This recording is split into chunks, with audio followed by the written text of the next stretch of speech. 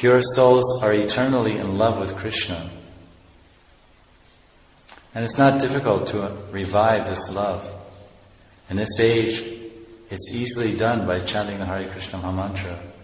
One can revive his original relationship and love with the Lord. And thus one becomes so happy that he does not want anything material. So love gives the ultimate happiness.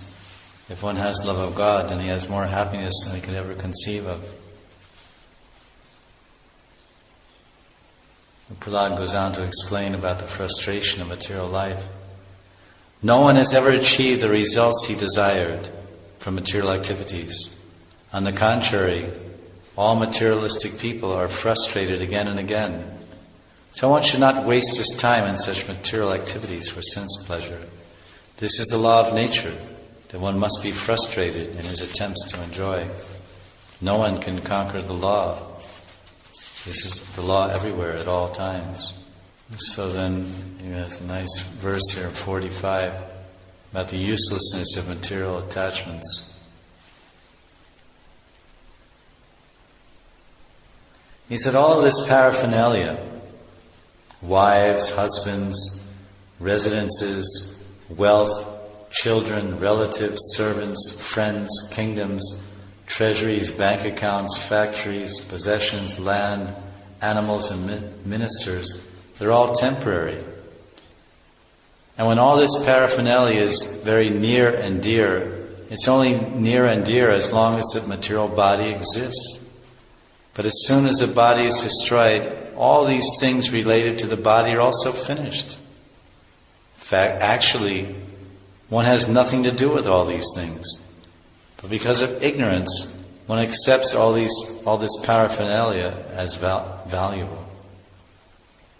Compared to the ocean of eternal happiness, all of these things, possessions and people, are most insignificant. What is the use of such insignificant relationships for the eternal living being? Prabhupada's purport.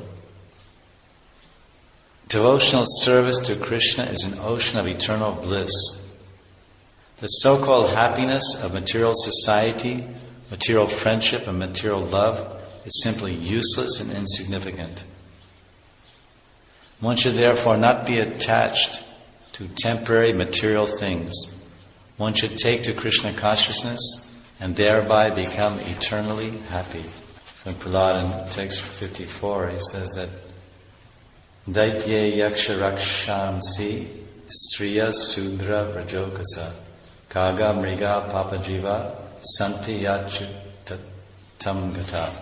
He says, listen, my friends, everyone, even you, and yakshashas and rakshashas, unintelligent women, shudras, coward men, birds, lower animals, and sinful living entities, they can all revive their eternal spiritual life and exist forever simply by accepting the principles of Bhakti Yoga.